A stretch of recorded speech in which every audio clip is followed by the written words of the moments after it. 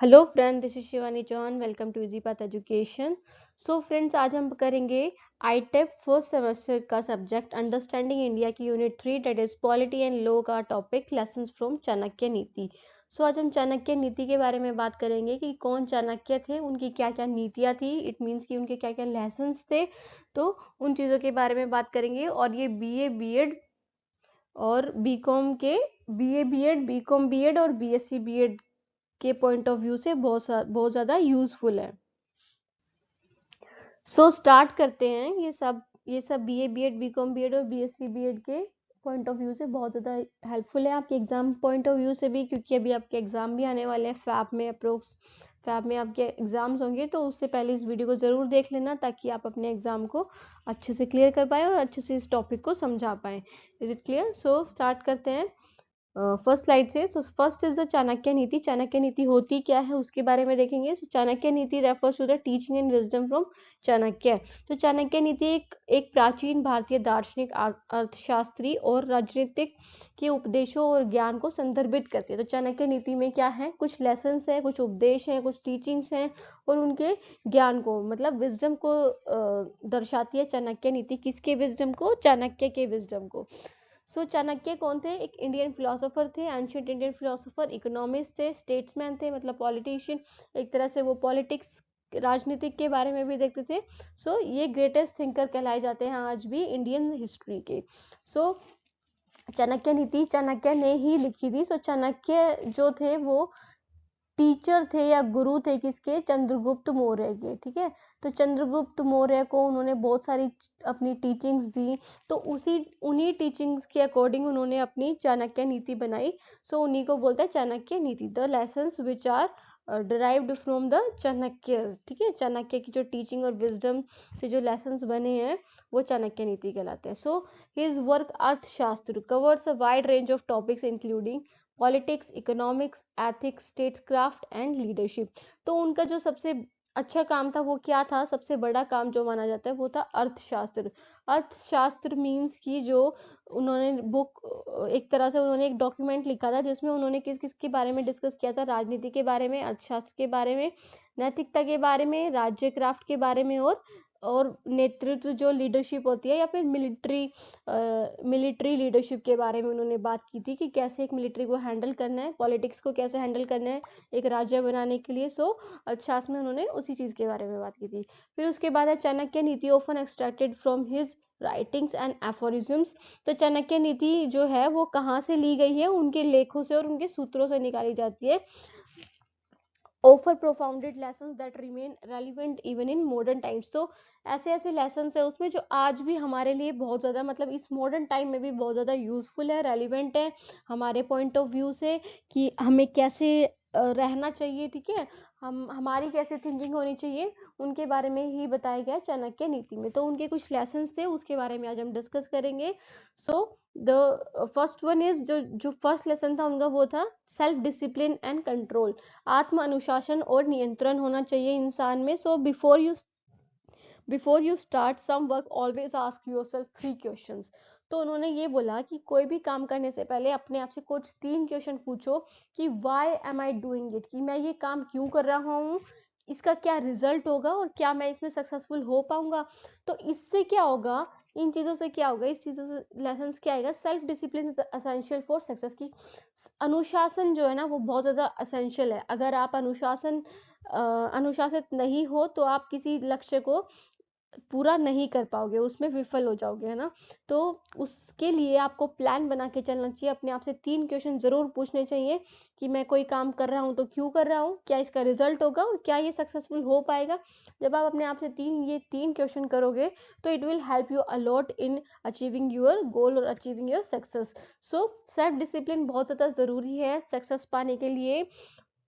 So one should plan and evaluate their action thoroughly before undertaking them to avoid unnecessary efforts or failure. So इंसान को पहले ही plan कर लेना चाहिए अपने एक्शंस को कि उसे क्या क्या चीज़ें करनी है।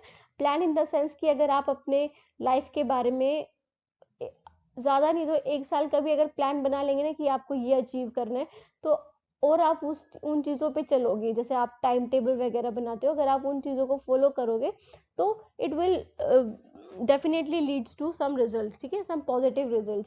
तो वन शुड प्लान, उनको प्लान करना चाहिए और इवेल्युएट करने चाहिए अपने एक्शंस की, देखना चाहिए अगर उन्होंने उस प्लान के अकॉर्डिंग चल रहे हैं या नहीं चल रहे हैं, क्या कमी आ रही है, तो उन सब चीज़ों को देखना चाहिए ताकि जो उनके अननेसेसरी एफर्ट्स और फेलियर्स हैं उनसे अवॉइड हो सके, वो मतलब उनसे बच सके। सो आत्म अनुशासन, हिंदी में भी लिखा है कि आत्म अनुशासन सफलता के लिए आवश्यक है। किसी भी कार्य को शुरू करने से पहले एक को अपनी योजनाओं और कार्यों का पूरी तरह से मूल्यांकन और योजना बनानी चाहिए ताकि अनावश्यक प्रयासों या विफलताओं से बचा जा सके। तो प्लान करेंगे, अगर आप कोई ट्रिप पे जाते हो, वहां पे अगर जाने से पहले कुछ चीजें प्लान करोगे ना कि हमें ये चीज लेके जानी है, ये नहीं लेके जानी, तो उससे क्या होगा, जो आपके एफर्ट्स है, जो आपके जो अननेसेसरी थिंग्स है, उससे आप सेफ रहोगे, है ना। वो चीजें करोगे ही नहीं जो आपके लिए अच्छी नहीं है। जैसे आपने कहीं किसी भी जगह का ट्रिप बना लिया और आपने पहले से ही यूट्यूब पे वीडियोस देख ली कि कौन सी जगह आपके लिए बेनिफिशियल है, कहाँ पे जाना आपको अच्छा लगेगा, कहाँ पे जाना बेनिफिशियल है, तो उन सब चीज़ों से फिर आपका जो टाइम है वो गलत चीज़ों में कम कंज्यूम होगा। सो दिस इज इट कि सेल्फ डिसिप्लिन और खुद पे कंट्रोल होना ज़रूरी है। अगर आप सेल्फ डिसिप्लिन रखोगे, आत्मानुशासन रखोगे, तो आप कार्य को जल्द से जल्द कर पाओगे, अपने गोल की तरफ जल्द से जल्द पहुंच पाओगे।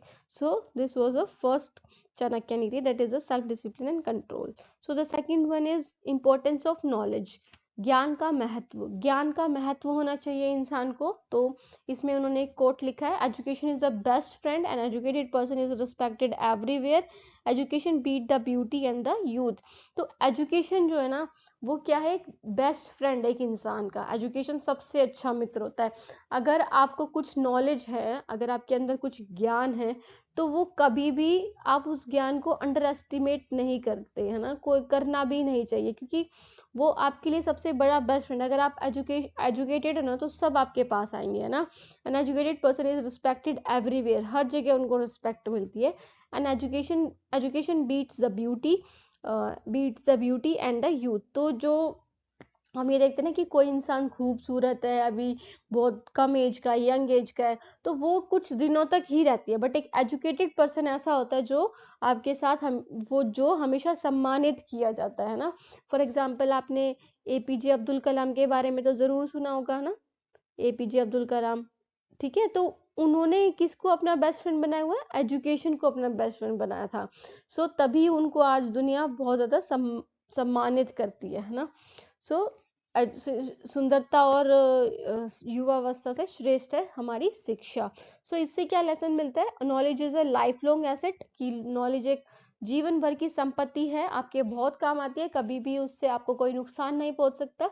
regardless of external substances, a person with wisdom and education command respect and has an edge in life। तो जो पर्सन जिसके पास बहुत ज़्यादा नॉलेज होती है, बहुत ज़्यादा शिक्षा होती है, ज्ञान होता है, उसको हमेशा सम्मान मिलता है और जीवन में उसे एक बढ़त प्राप्त होती है। मतलब वो कुछ ना कुछ उसकी लाइफ में इंक्रीमेंट होता है, वो किसी ना किसी एक लक्ष्य तक तो पहुंच ही जाता है ना, अगर वो एजुकेटेड है तो।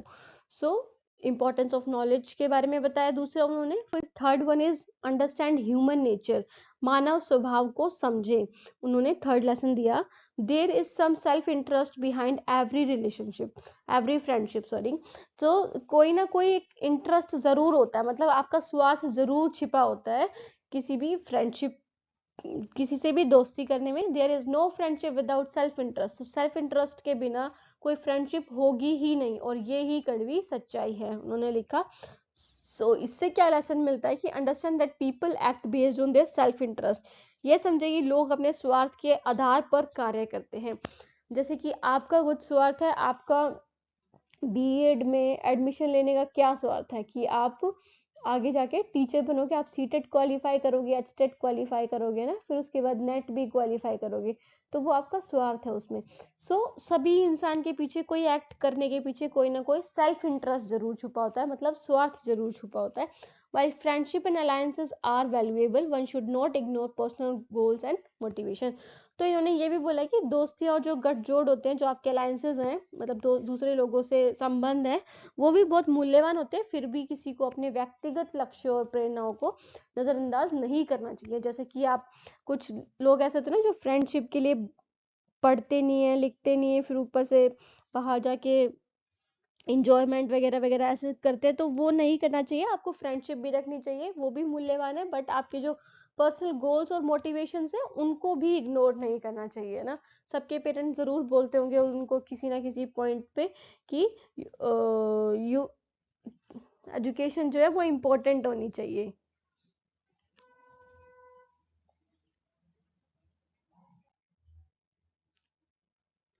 फिर उसके बाद आता है fourth one is strategic thinking, रणनीति सोच। मतलब एक इंसान की एक ऐसी सोच होनी चाहिए कि वो स्ट्रेटेजिक हो, मतलब उसे कोई डर ना हो, ठीक है। As soon as a fear approaches near, attack and destroy it.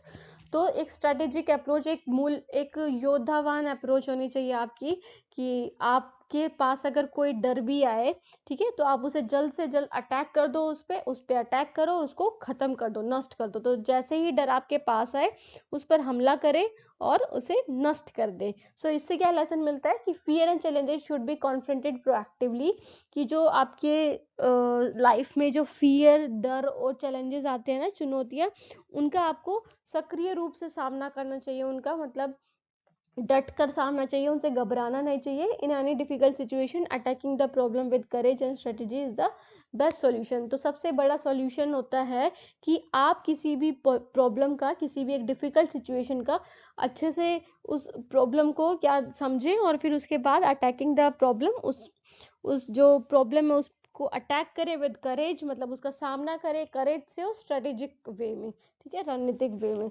सो किसी भी कठिन परिस्थिति में साहस और रणनीति के साथ समस्या पर हल करना सबसे अच्छा समाधान है। सो दिस इज इट की फोर्थ था strategic thinking. So the fifth one is value of patience, धैर्य का मूल्य। तो धैर्य का मूल्य में क्या बताया उन्होंने, person should not be too honest, कि उन्हें बहुत ही ज्यादा ईमानदार, अत्यधिक ईमानदार नहीं होना चाहिए। आपने सुना भी होगा, आपके पेरेंट्स या फिर आपने कहीं अपने फ्रेंड से सुना जरूर होगा कि straight trees are cut first and honest people are screwed first, कि सीधे पेड़ है ना, जो जंगलों में जो सीधे पेड़ होते हैं वही सबसे पहले काटे जाते हैं, और जो ईमानदार लोग होते हैं वही सबसे पहले फंसते हैं ना।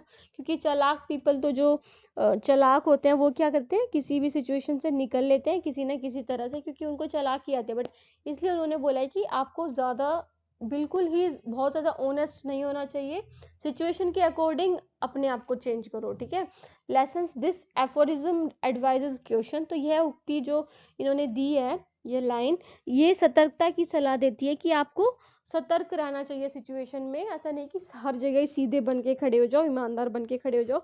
इन a world where self preservation is necessary, sometime it's important to be tactful, strategic and patient rather than blindly honest. तो उन्होंने ये बोला कि ऐसी दुनिया है, एक ऐसी दुनिया में जहां आत्म संरक्षण जरूरी है, कि खुद का बचाव सबसे ज्यादा जरूरी है।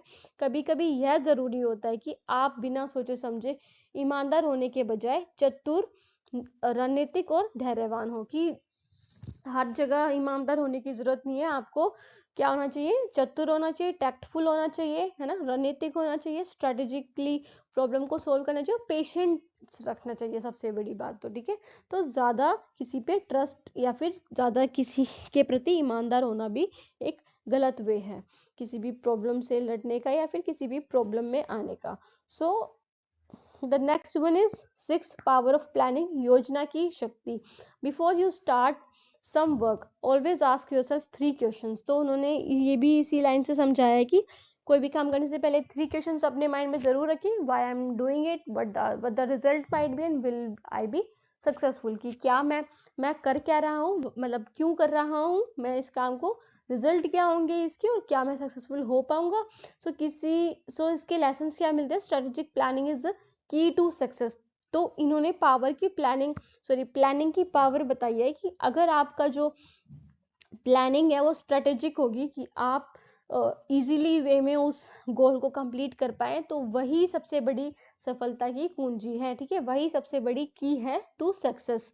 सो every endeavour should be evaluated with clear goals and a mindset focused on outcome. So प्रत्येक प्रयास को स्पष्ट लक्ष्य और परिणामों पर ध्यान केंद्रित करने वाली मानसिकता के साथ मूल्यांकन किया जाना चाहिए। तो जो आपके प्रत्येक प्रयास हैं को स्पष्ट लक्ष्यों और परिणामों का ध्यान केंद्रित करने वाली मानसिकता के साथ मूल्यांकन किया जाना चाहिए। तो आपकी जो भी थिंकिंग है, आपके जो भी प्लान्स हैं, वो इवेल्युएटेड होने चाहिए with clear goals and mindset focused on outcome. और उनका जो फोकस किस पे होना चाहिए? आउटकम पे। जो भी आप प्लान बनाएंगे वो रिलेटेड होने चाहिए आपके आउटकम पे, कि आप उस आउटकम को कैसे सोल्व करोगे या फिर आप उस आउटकम तक कैसे पहुंचोगे। तो क्लियर गोल्स होने चाहिए और माइंडसेट फोकस्ड होना चाहिए आउटकम पे आपका। सो दिस इज इट कि पावर ऑफ प्लानिंग क्या होती है, कि आपको सबसे पहले प्लान करना चाहिए चीज़ों को पाने के लिए, सक्सेस पाने के लिए, गोल्स कंप्लीट करने के लिए सबसे पहले प्लानिंग ज़रूरी होती है। सो दिस इज इट। उसके बाद है 7th इज अवॉइड डिपेंडेंसी, निर्भरता से बचे। Never make friends with people who are above और बिलो यू इन स्टेटस। तो इन्होंने ये भी बोला है कि आपको डिपेंड नहीं होना चाहिए किसी पे। सो इसके लिए उन्होंने ये बात कही कि कभी भी ऐसे लोगों से फ्रेंडशिप मत करिए जो आपके स्टेटस से या तो ज़्यादा ही ऊपर हो या फिर ज़्यादा ही नीचे हो। फ्रेंडशिप करनी है तो अपने स्टेटस में करो, है ना। Such friendship will never give you any happiness. तो उन्होंने बोला कि ऐसी फ्रेंडशिप आपको कभी भी हैप्पीनेस नहीं देगी। अब उन्होंने ऐसा क्यों बोला, आज आज जो लोग सुनेंगे इसको, इस पर, तो इस पर बहुत तर्क करेंगे, है ना। इस पे बहुत ज़्यादा एक तरह से बोल सकते हो कि क्या होंगी, सो इस पे बहुत कंट्रोवर्सी होगी। तो वैसे कंट्रोवर्शियल बात है, बट फिर भी ये बहुत ज़्यादा इंपॉर्टेंट है कि आपको कभी भी अपने स्टेटस के अकॉर्डिंग ही फ्रेंड्स बनाने चाहिए। क्योंकि क्या लेसन मिलता है इसे? It's important to maintain relationship with peers as those who are too far ahead और behind you may not understand your perspective. चलो इस एग्जाम्पल को एक दूसरे तरीके से समझते हैं कि अगर आप एजुकेशन में पढ़ रहे हो, ठीक है, एजुकेशन डिपार्टमेंट में you are doing B.Ed, and if you have a friend from maths department, mathematics department और बायोलॉजी डिपार्टमेंट, तो क्या आपको लगता है कि वो आपकी पढ़ाई को उतना वैल्यूएबल समझेगा जितना आप अपनी पढ़ाई को समझते हो? तो ऑफ कोर्स इसका आंसर नहीं होगा, क्योंकि उन्हें लगेगा कि, क्या लगता है उन्हें कि मैथ्स ज़्यादा हार्ड है, बायोलॉजी ज़्यादा हार्ड है, हमारा सब्जेक्ट ज़्यादा अच्छा है, तुम्हारा नहीं है। तो उसी वे में इन्होंने ये बोला है कि अपने पीयर्स के साथ रिलेशनशिप बनाना इंपॉर्टेंट है, ना कि उन लोगों के साथ जो आपके विचारों के साथ मेल नहीं खाते। ठीक है, उन लोगों के साथ नहीं बना सकते, क्योंकि वो या तो ज्यादा पीछे होंगे आपके विचारों से या फिर बहुत ही ज्यादा आगे होंगे। तो ऐसे लोगों को दोस्त बनाओ जो आपके साथ, जो आपके पीयर्स हों, जो आपके साथ के हों। ठीक है, यह महत्वपूर्ण है कि आप अपने समक्ष लोगों के साथ रिश्ते बनाए रखें, क्योंकि जो लोग आपसे बहुत आगे या पीछे हैं वे आपके दृष्टिकोण को नहीं समझेंगे। So the next one is instead focus on relationship where mutual understanding and growth are possible. तो इसके बजाय उन रिश्तों पर ध्यान केंद्रित करें जहां आपसी समझ और विकास संभव हो। तो उन रिलेशनशिप पे फोकस करें जहां पे आपको लगे कि यहाँ पे हाँ कुछ ग्रोथ और अंडरस्टैंडिंग के चांसेस हैं। ठीक है, अंडरस्टैंडिंग और ग्रोथ के चांसेस हैं। So this is it. उसके बाद है 8th one is take time to reflect, सोचने का समय निकालें। सो दूसरों की गलतियों से सीखो। तुम उतना जी नहीं, sorry, you can't live long enough to make them all yourself. तुम उतना जी नहीं सकते कि सारी गलतियां खुद से करो, है ना। सो दूसरों की गलतियों से सीखना चाहिए हमें, क्योंकि जरूरी नहीं कि आपके पास ही वो गलतियां आएंगी तभी आप सीखोगे, है ना। सो उतना टाइम भी नहीं होता, उतना आप जी नहीं सकते कि सारी गलतियां खुद करो फिर सीखेंगे। तो दूसरों की मिस्टेक से सीखो। So reflection and learning from experience of others can save time, energy and resources. अगर किसी ने आपके, फॉर एग्जाम्पल, जैसे कि आपके जो जूनियर्स हैं, सॉरी सीनियर्स हैं, उन्होंने कुछ मिस्टेक्स की हों अपने इस फर्स्ट ईयर वाले पीरियड में, तो आप उनसे कुछ एक्सपीरियंस लें, उनसे कुछ सीखें कि आपने क्या किया था जो हमें नहीं करना चाहिए ऐसा। तो इससे क्या होगा, आप रिफ्लेक्शन और लर्निंग करोगे, तो इससे आपका टाइम भी बचेगा, एनर्जी भी बचेगी और रिसोर्सेज भी सेव होंगे। सो ये, उसके बाद observation analysis of others mistake can help avoid one pitfalls. तो जो आपके जो गड्ढे होंगे मतलब एक तरह से, उससे आप बच सकते हो अगर आप ऑब्जर्वेशन और एनालिसिस करोगे दूसरे लोगों की मिस्टेक्स का। ठीक है, जैसे कि एग्जाम्स में किसी बच्चे ने, सीनियर में किसी बच्चे ने चीटिंग की हो, फिर वो फंस गए हो, है ना, बाहर से फ्लाइंग आ गई हो, तो उसके बाद आप वो आपको बताएंगे, या फिर आप उनसे पूछोगे कि आपके एग्जाम्स कैसे हुए थे, क्या हमें बहुत ज़्यादा स्ट्रिक्ट टीचर्स मिलेंगे या कैसा होगा, क्या हो सकता है, तो वो आपको बताएंगे, फिर आप उसके अकॉर्डिंग फिर अपनी प्लानिंग करोगे। तो उन्होंने यही बोला कि observation analysis of others mistake can help one avoid pitfall, कि गड्ढे में गिरने से अच्छा आप दूसरों की जो मिस्टेक्स हैं उसका ऑब्जर्वेशन करो, फिर एनालिसिस करो कि उन्होंने क्या मिस्टेक की और क्या हमें नहीं करनी चाहिए। सो ये है ये। उसके बाद है 9th one is lead with integrity, ईमानदारी से नेतृत्व करे। A person should not too be honest, not be too honest, straight trees are cut first, वही कि स्ट्रेट ट्रीज को पहले काट दिया जाता है और जो ईमानदार लोग हैं वो पहले फंसते हैं। तो इसका क्या लेसन है, इससे क्या निकलता है? In leadership integrity is vital but being too rigid may lead to exploitation. तो लीडरशिप में ईमानदारी जरूरी होती है but being too rigid may lead to exploitation. तो अगर आप बहुत ही ज्यादा रिजिड होंगे तो क्या होगा, उससे शोषण होगा ना। अगर आप एज अ टीचर बच्चों की बात नहीं सुनते, या फिर आप ग्रुप के कोई लीडर हो, आप ग्रुप की बात नहीं सुन रहे, तो उससे क्या होगा, शोषण हो रहा है दूसरे लोगों का, दूसरे ग्रुप मेंबर्स का। तो हमें लीड करना चाहिए किसके साथ, इंटीग्रिटी के साथ, ईमानदारी के साथ। Sometime leader must balance honesty with the wisdom of understanding the world around them. तो कभी कभी नेताओं को ईमानदारी और अपने चारों ओर की दुनिया को समझने की समझदारी के बीच संतुलन बनाना होता है। तो जो लीडर्स होते हैं, जो नेतृत्व करते हैं, उनको नेता बोलते हैं ना। नेता को ईमानदारी और अपने चारों ओर की दुनिया को समझने की समझदारी के बीच संतुलन बनाना होता है। सो दिस इज इट, कि उनको बैलेंस बनाए रखना होता है। Honesty with the wisdom of understanding the world around them, जो उनके अराउंड में जो वर्ल्ड है उसके बीच में अपनी ईमानदारी से दूसरे दुनिया की ईमानदारी के साथ उन्हें क्या बैलेंस बना के रखना होता है। So the 10th one is time is precious, समय अमूल्य है। Time is the most valuable thing a man can spend. तो टाइम को सबसे ज्यादा वैल्यूएबल माना गया है, जिसको जो इंसान है वो उसको स्पेंड कर सकता है, खर्च कर सकता है, जिसे व्यक्ति खर्च कर सकता है। अब आपको खर्च किस वे में करना है, उसे लॉस के वे में या फिर इन्वेस्टमेंट के वे में, है ना। आप उसे एक्सपेंस मान रहे हो, एक्सपेंसेस के वे में कर रहे हो या इन्वेस्टमेंट के वे में कर रहे हो, वो आप पर डिपेंड करता है। Time is an irreplaceable resource and how can you choose to spend it defines your success। तो आप उस टाइम को कैसे यूज करोगे वो आपकी सक्सेस को डिफाइन करती है। अगर आपने टाइम इरिप्लेसेबल है, जैसे कि आप कभी सोचते होंगे कि काश हम पहले ट्वेल्थ में चले जाते और फिर हम ट्वेल्थ में अच्छे मार्क्स लाते दोबारा से अच्छा पढ़ के, बट वो नहीं आ सकता। तो आपको क्या करना है, टाइम को देखते हुए अपने जो गोल्स हैं उनको अचीव करना है, टाइम से रहते हुए, ठीक है। उसको अच्छी तरह से स्पेंड करना है ताकि जो आपकी सक्सेस है वो आपको जल्दी मिल सके। सो उसके बाद efficient and purposeful use of time is essential for achieving goal. तो एफिशिएंट टाइम होना चाहिए आपके पास, मतलब सही टाइम होना चाहिए, आप उसको वेस्ट ना करें। और पर्पसफुल यूज ऑफ टाइम से क्या होगा, आपके जो गोल्स हैं वो अचीव हो जाएंगे इजीली। ओके, सो ये था। उसके बाद 11th point is importance of taking action, की कार्यवाही करने का क्या महत्व है, उसके बारे में बात की। The world's biggest power is the youth and beauty of a women. तो जो वर्ल्ड की जो सबसे बड़ी पावर क्या होती है, वो होती है यूथ, मतलब नौजवान लोग, है ना, जो जवान लोग होते हैं। और ब्यूटी ऑफ अ वुमेन, और महिला की महिला की सुंदरता। सो क्यों बोला इन्होंने, youth has its own Vitality and strength. Youth की खुद ही एक पहचान, खुद ही एक शक्ति और जीवन शक्ति से भरपूर होती है उनकी जो अवस्था है।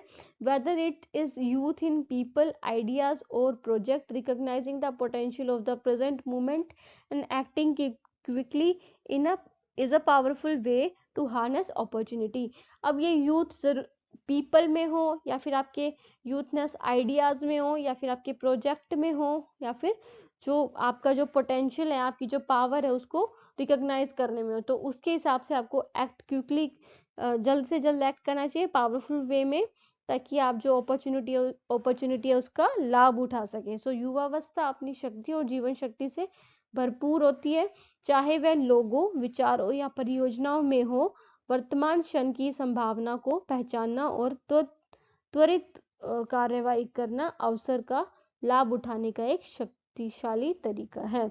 सो आपको वो पहचाननी है आपके अंदर जो यूथनेस है उसके बारे में, चाहे वो इंसान में हो, चाहे उनके आइडियाज में हो। आइडियाज में यूथनेस का मतलब क्या है कि कितना मॉडर्न वे में वो सोच रहे हैं, कितना अफेक्टिव वे में वो सोच रहे हैं, एफिशिएंट वे में सोच रहे हैं। ठीक है, सो ये उसके बाद आता है 12th point, that is manage your emotions. अपनी भावनाओं को नियंत्रण करें। A man is great by deeds not by birth. एक व्यक्ति उसके कर्मों से महान होता है, ना कि जन्म से। ठीक है, जैसे कि कुछ लोग होते हैं जो क्या करते हैं, बच्चे को पहले ही जन्म के बाद ही बोल देते हैं कि ये लक्की है या अनलक्की है। तो आप कैसे बता सकते हैं कि कोई बच्चा जिसने अभी जन्म लिया वो लक्की है अनलक्की है? तो ये मैटर नहीं करता। मैटर क्या करता है कि उसने बड़े होके कर्म क्या करे हैं। ठीक है, तो वो कर्मों से महान होता है, ना कि जन्म से। सो लेसन्स क्या मिलता है इसे? Action speak louder than words और बर्थ रेट। कर्म शब्दों या जन्म सिद्ध अधिकार से ज्यादा महत्वपूर्ण होते हैं, कि जो आपने कर्म करे हैं ना, जो एक्शंस किए, वो बोलते हैं, ना कि आपका जो बर्थ बोलता है। जैसे फॉर एग्जाम्पल, आप किसी अच्छी फैमिली में किसी इंसान ने अच्छी फैमिली में, पढ़ी लिखी फैमिली में जन्म लिया है, बट वो बच्चा कैसा बन गया, बिल्कुल गवार और नहीं पढ़ता, बहुत ज्यादा बिग डैल टाइप बन गया। तो उससे आपको नहीं पहचाना जाएगा, आपको पहचाना जाएगा कि आपके क्या कर्म है ना। तो जन्म सिद्ध अधिकार से ज्यादा महत्वपूर्ण होते हैं आपके कर्म। सो in leadership it's essential to focus on performance and result, not preconceived notions or emotion biases about people. तो अगर आप लीडरशिप, अगर आप ग्रुप की कोई लीडरशिप करते हो, आप ग्रुप को नेतृत्व करते हो, तो किसी इंसान की परफॉर्मेंस के हिसाब से और रिजल्ट के हिसाब से उसको उस पे फोकस करिए, ना कि किसी इंसान के प्री नोशंस बना के रखे हैं। प्री कंसीव नोशन मतलब पहले से ही आपने कुछ अवधारणा बना के रखी है उन लोगों के बारे में, तो उस हिसाब से नहीं, उनके इमोशनल बायसनेस के हिसाब से भी नहीं, बल्कि किसके हिसाब से, उनके काम के हिसाब से, उनकी परफॉर्मेंस के हिसाब से और रिजल्ट के हिसाब से उनको क्या करो, आप उन पे फोकस करो। सो नेतृत्व में यह आवश्यक है कि आप प्रदर्शन और परिणामों पर ध्यान केंद्रित करें, ना कि लोगों के बारे में पहले से बने विचारों और भावनात्मक पक्षपातिताओं पर। ठीक है, सो ये था कि मैनेज योर इमोशंस। आपको अपने इमोशंस मैनेज करने, अपनी भावनाओं को नियंत्रण करना है। So the next one is adaptability, अनुकूलनशीलता। So there is some self interest behind every friendship, there is no friendship without self interest, this is a bitter truth. तो ये हमने पढ़ा था। अब अडेप्टेबिलिटी में ये कैसे रूल अप्लाई होगा कि flexibility in thought and behaviour is crucial in adapting to changing circumstances. तो आपके जो बिहेवियर और थॉट में फ्लेक्सिबिलिटी होना बहुत ज़्यादा ज़रूरी है। अब देखो, आप 2000 से लेके 2024 तक कितना चेंज आया है जनरेशन में, ना कितना गैप आ रहा है। और ये सब गैप किस वजह से आता है? क्योंकि जो पहले के लोग हैं वो अपने आप को फ्लेक्सिबल वे में नहीं देखते हैं, नहीं बना पाते फ्लेक्सिबल। ठीक है, वो इन चीज़ों में अडेप्ट नहीं कर पा रहे हैं। तो फ्लेक्सिबिलिटी होनी चाहिए, और बिहेवियर में और आपके थॉट्स में। वो जो सबसे ज़्यादा क्रूशियल है आपके अडेप्टेबिलिटी पे, अडेप्टिंग टू चेंजिंग सर्कमस्टांसेस, की जो जो चीज़ें चेंज हो रही हैं, आपकी परिस्थितियाँ, उसके हिसाब से आपके थॉट और बिहेवियर में अडेप्टेबिलिटी, अनुकूलनशीलता होनी ज़रूरी है। So relationships as well as personal growth depend on adjusting to the realities around us. तो जो ये रिश्ते और व्यक्तिगत विकास दोनों ही हमारे चारों ओर की वास्तविकताओं के अनुसार समायोजन करने पर निर्भर करते हैं। तो रिलेशनशिप्स और जो आपकी पर्सनल ग्रोथ है, वो दोनों ही क्या करते हैं, आपके depend on adjusting to the realities around us. ठीक है, जो हमारे चारों जो रियलिटीज है उसमें जो एडजस्टमेंट हो रही है उसके ऊपर डिपेंड करते हैं। ठीक है, आपकी पर्सनल ग्रोथ भी और आपके रिलेशनशिप भी। अगर कोई आपके विचारों के साथ मेल नहीं खा रहा है, तो आप उसके साथ अपना रिलेशनशिप नहीं बढ़ा सकते। कोई ना कोई कन्फ्लिक्ट होगा और फिर उसके बाद वो मेंटेन नहीं हो पाएगा, क्योंकि आप अडेप्ट नहीं कर रहे हो उसके अकॉर्डिंग। सो ये उसके बाद है 14th one is focus on your goal. अपने गोल पर, अपने लक्ष्य पर ध्यान केंद्रित करें। The more you sweat in training the less you bleed in battle. तो जितना ज्यादा आप परीक्षण में पसीना बहाते हैं, उतना कम आप युद्ध में खून बहाते हैं। कितनी अच्छी बात लिखी है कि जितनी ज्यादा आप ट्रेनिंग करेंगे, जितनी ज्यादा आप मेहनत करेंगे, है ना, उस पसीने उसमें आप जितना ज़्यादा पसीना बहाएंगे तो उससे क्या होगा, जो उससे आप जो बैटल होगा युद्ध में, आपको खून कम बहाना पड़ेगा, है ना। सो प्रिपरेशन इज द की। अगर आप अच्छे से प्रैक्टिस करोगे किसी चीज की तो क्या होगा, आपको इजीली सक्सेस मिल जाएगी, है ना। आप अपनी जो सक्सेस है, आपका जो गोल है, वो इजीली अचीव कर पाओगे। So the effort you put into preparation will help you face challenges more effectively when they arise। तो जैसा जो एफर्ट आप अपनी प्रिपरेशन में डालोगे उसी हिसाब से आप चैलेंजेस को फेस करने में विफल रहोगे या फिर अच्छे रहोगे। अगर आप अच्छे प्रिपरेशन करोगे पहले से ही तो आपके जो चैलेंजेस है वो और मतलब ज़्यादा कठिन नहीं बनेंगे, इजी बन जाएंगे आपके लिए और आप अच्छे से उनको हैंडल कर पाओगे।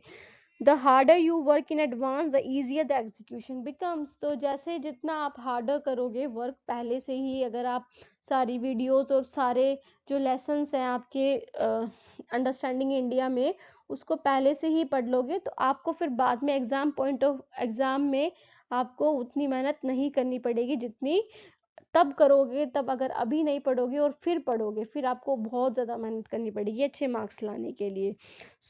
तो प्रिपरेशन ही जो है वो is the key to success है।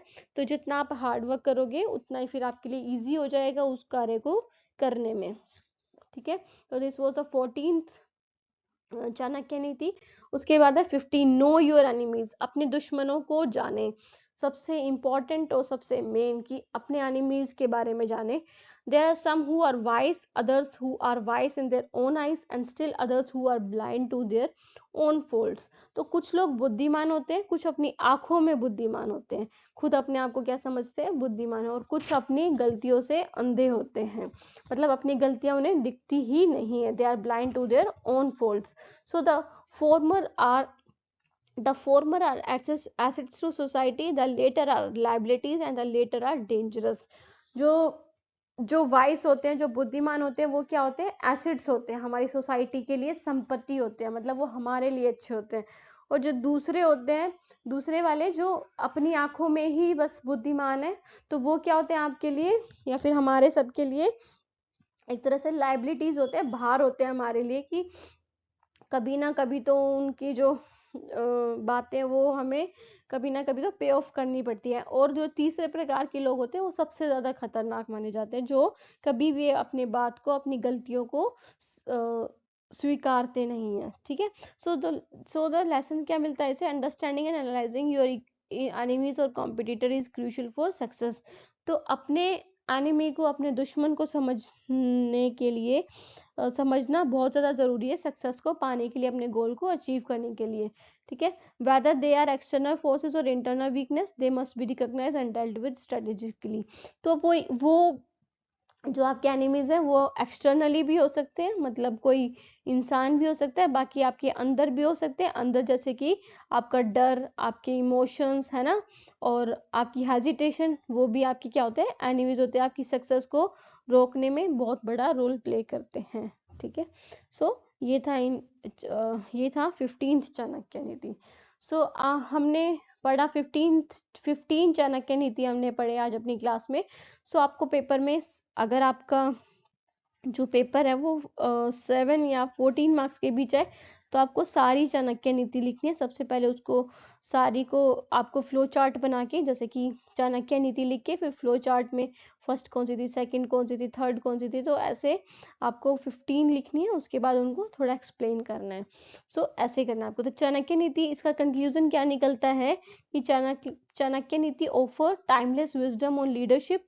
तो चाणक्य नीति में क्या क्या चीजें हमें देखने को मिली कि वो हमें सिखाता है कि नेतृत्व, नैतिकता, रणनीति और मानव स्वभाव पर शाश्वत ज्ञान प्रदान करती है चाणक्य नीति। ठीक है, हमारी जो लीडरशिप है उसके बारे में बताती है, हमारे एथिक्स के बारे में बताती है, और हमारी स्ट्रेटेजी, क्या स्ट्रेटेजी होनी चाहिए और कैसा ह्यूमन का नेचर होता है, उन सब चीज़ों के बारे में हमें बताती है। सो इस teaching stress the importance of self awareness, कि हमें खुद के प्रति कितना जागरूक होना चाहिए, ज्ञान होना चाहिए, और प्रिपरेशन कैसी होनी चाहिए हमारी, है ना, तैयारी कैसी होनी चाहिए, अडेप्टेबिलिटी कैसी होनी चाहिए, हम कैसे अडेप्ट हो सकते हैं, क्या फ्लेक्सिबल और वे में अब अपने थॉट्स और इमोशंस को चेंज कर सकते हैं, और थॉटफुल एक्शंस होने चाहिए हमारे, मतलब इफेक्टिव एक्शंस होने चाहिए। ऐसा नहीं कि आप कुछ भी सोच रहे हैं जो कभी हो ही नहीं सकता, तो थॉटफुल एक्शंस होने चाहिए आपके। उसके बाद बाय इंटीग्रेटिंग दीज लेसन्स, अगर आप इन लेसन्स को इंटीग्रेट कर देते हो, मतलब अपना लेते हो और एक साथ कर लेते हैं उन्हें, one can navigates life complexities, तो अपनी लाइफ की जो भी प्रॉब्लम्स हैं उससे आप लड़ सकते हो and become more successful both personally and professionally. और इस इन इन चीज़ों को अपनाने से, इन 15 चाणक्य नीति को अपनाने से आप क्या बन जाओगे, सक्सेसफुल बन जाओगे अपने पर्सनल लाइफ में भी और अपने प्रोफेशनल लाइफ में भी। So these are very important.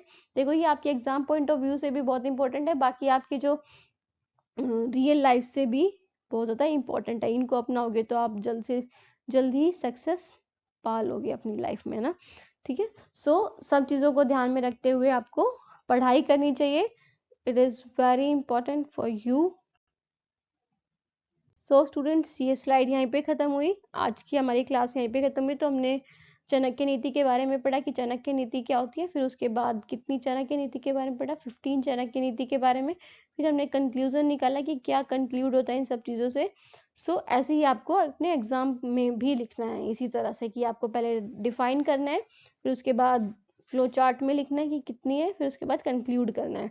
सो इसी से आपके अच्छे मार्क्स आ सकते हैं। बाकी ये बहुत ज़्यादा इंपॉर्टेंट है, पर्सनली भी आप ये सारी चाणक्य नीति अगर कभी ना पढ़ी हो तो इन स्लाइड से आपको पता लग सकता है कि क्या क्या उन्होंने लेसन्स दिए थे चाणक्य ने एक लाइफ में अपने गोल को अचीव करने के लिए। So thank you so much students, have a nice day, thank you and bye.